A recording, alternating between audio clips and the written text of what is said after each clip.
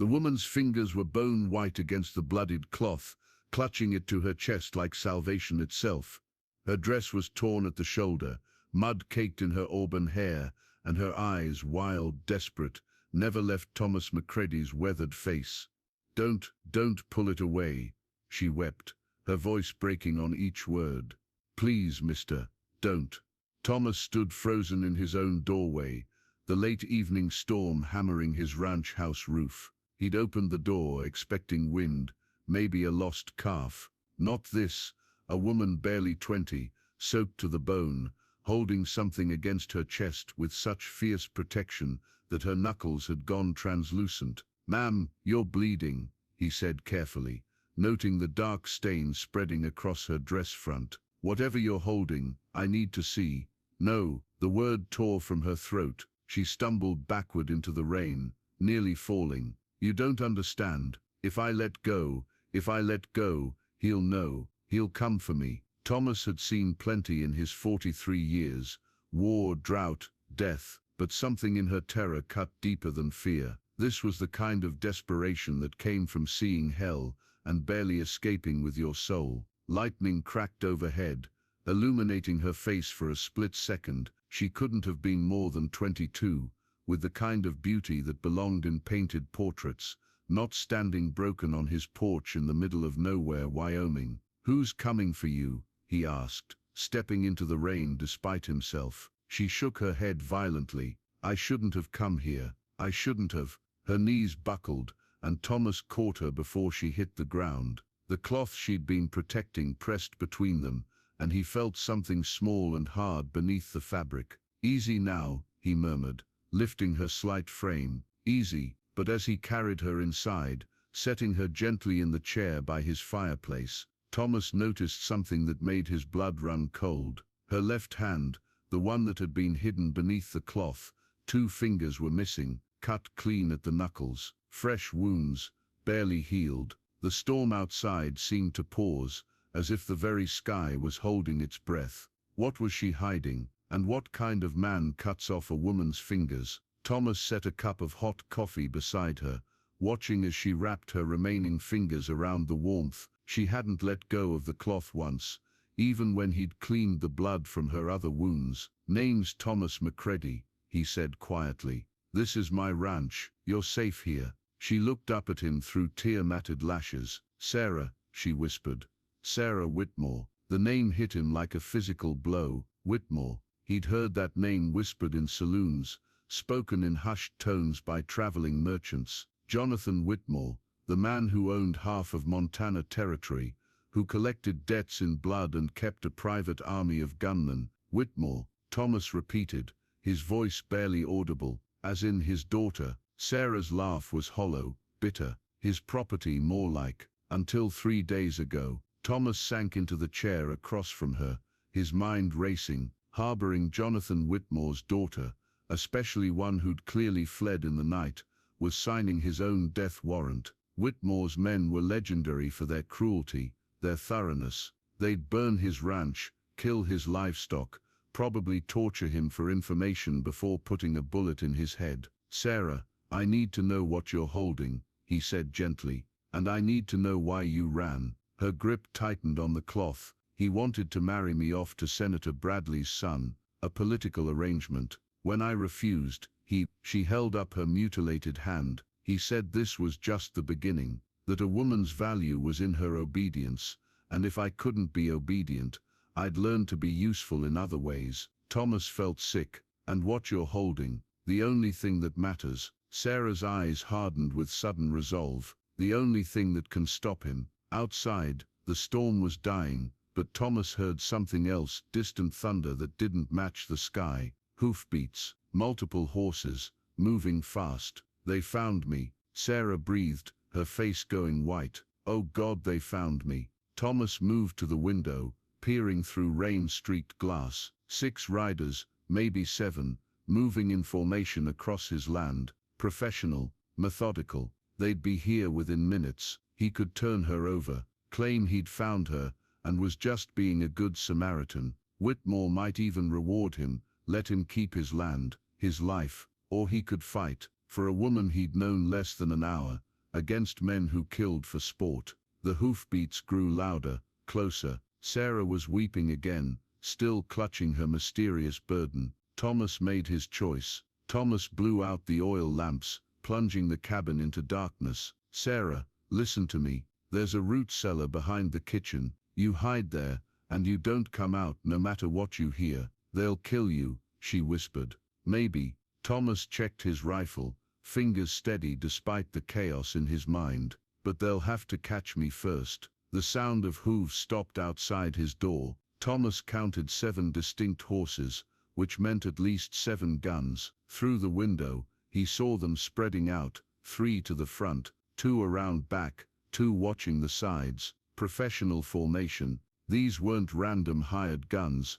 These were Whitmore's elite. A voice called out, cultured and cold, "Thomas McCready, we know you're in there. We know she's in there. Send out the girl, and we'll let you live." Thomas positioned himself behind his overturned kitchen table, rifle trained on the door. "Don't know what girl you're talking about, friend." Please.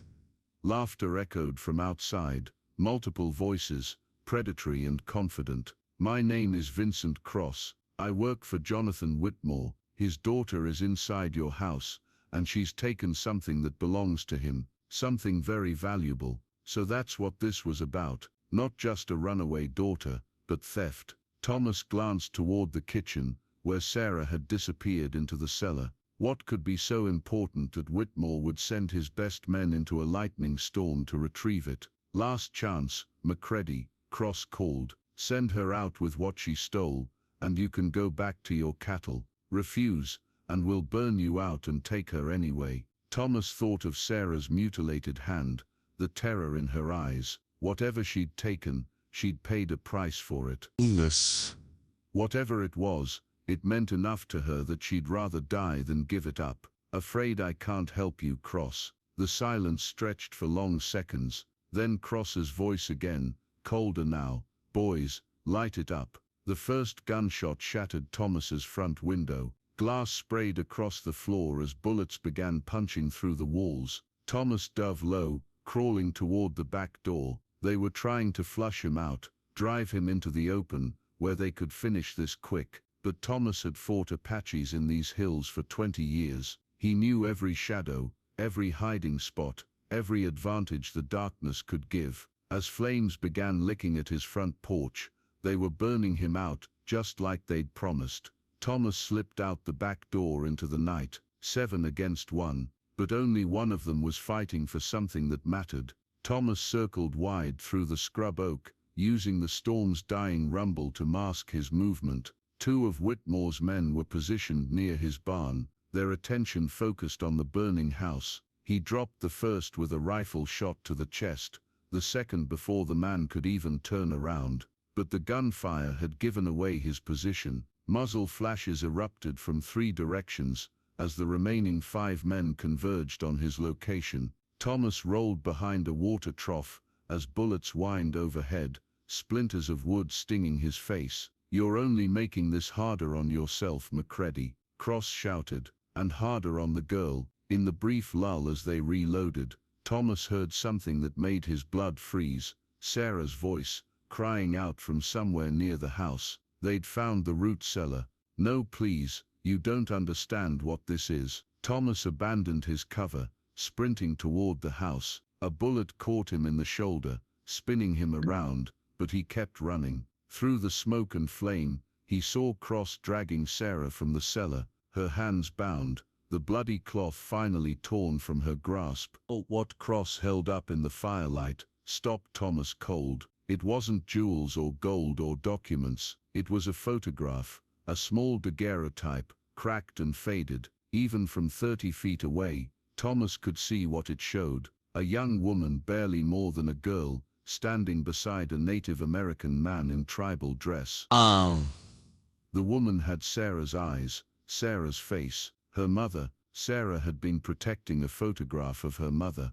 "You see, McCready," Cross called out, holding the photograph over the flames. "This is what she risked everything for. A picture of her half-breed mother that Daddy tried so hard to erase from history." Sarah was sobbing, straining against her bonds. She was beautiful, she cried. She was kind. She loved me before he had her killed. The pieces fell together in Thomas's mind like a landslide. Whitmore's political career, his carefully crafted image as a champion of westward expansion and civilization. It would all crumble if people knew his daughter was half native, if they knew he'd married a Cherokee woman, and then murdered her to protect his reputation. This photograph wasn't just a keepsake, it was proof, evidence, the one thing that could destroy Jonathan Whitmore's empire. "Throw down your rifle, McCready," Cross commanded, "or I burn the only thing she has left of her mother." Thomas looked at Sarah's face in the firelight, not the desperate, broken woman who'd stumbled to his door, but someone fierce, someone who'd sacrificed her own fingers to keep her mother's memory alive. He thought of his own mother, dead these 15 years. What wouldn't he give for one more photograph, one more proof that she'd existed, that she'd loved him? Thomas dropped his rifle. "Marked smart man," Cross said, but his smile held no warmth. He gestured to one of his men. "Kill him, make it quick." The gunman raised his pistol, but Sarah's voice cut through the night like a blade. "Vincent Cross, you murdering bastard, look at me." Cross turned, and Sarah smiled, not the broken smile of a victim, but something sharp and dangerous. "Did you really think I'd keep the only copy in that cloth?" For the first time, uncertainty flickered across Cross's face. "What are you talking about? My mother wasn't just Cherokee, Vincent. She was smart, educated. She knew what kind of man she'd married, and she knew what he'd do when it became convenient." Sarah's voice grew stronger, more confident. "She made 12 copies of that photograph before she died, hidden them with 12 different people across 3 territories. Thomas saw Cross's face go pale in the firelight. "Letters too," Sarah continued. "Letters she wrote to her sister, describing how Jonathan Whitmore courted her, married her, used her, and then poisoned her when she became a political liability. All of it documented, dated, witnessed." "You're lying." "Am I?" Sarah laughed, and the sound was pure steel. "Check the saddlebags on that mare over there, the one I rode here. There's a letter in there addressed to the editor of the Denver Post, another to the territorial governor, a third to the Bureau of Indian Affairs." Cross's men exchanged uncertain glances. This wasn't how these things usually went. "Kill them both," Cross snarled, but his voice cracked on the words. "Vincent," Sarah's voice was almost gentle now, "you kill us, those letters get mailed tomorrow. The photograph gets published. Jonathan Whitmore's career ends, his business empire crumbles, and every enemy he's made over the years comes calling, including the Cherokee Nation, who've been waiting 20 years for proof of what he did to one of their daughters." The silence stretched like a held breath, but Sarah continued, "You let us go, destroy that photograph, and report that you never found me, and those letters stay right where they are, hidden, safe, forgotten." Cross stared at her for a long moment, then slowly lowered the photograph. "You've thought this through." "My mother taught me to think ahead." Cross nodded once, then turned to his men. "Mount up, we never found her." As the riders disappeared into the pre-dawn darkness, Thomas helped Sarah cut her bonds. "Those letters," he said quietly, "they real?" Sarah smiled, touching the spot where the cloth had been pressed against her chest. "Every word, but they're not in any saddlebags."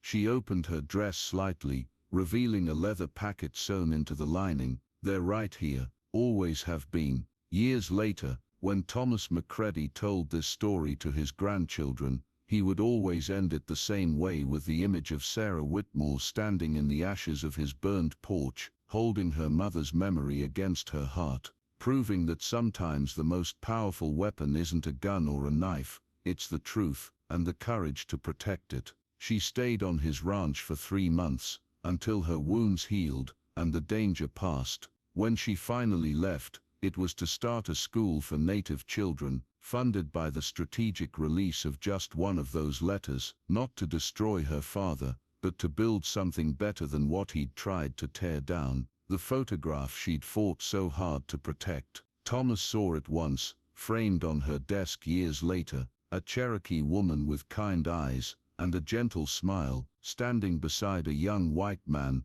who looked nothing like the monster he would become. Some fights, Thomas learned, aren't about winning or losing, they're about remembering who we used to be and choosing who we want to become. The last time he saw Sarah, she was teaching a young Cherokee girl to read, both of them laughing in the afternoon sunlight, a sound like hope made audible, carrying on the wind long after the echoes of gunfire had faded into memory.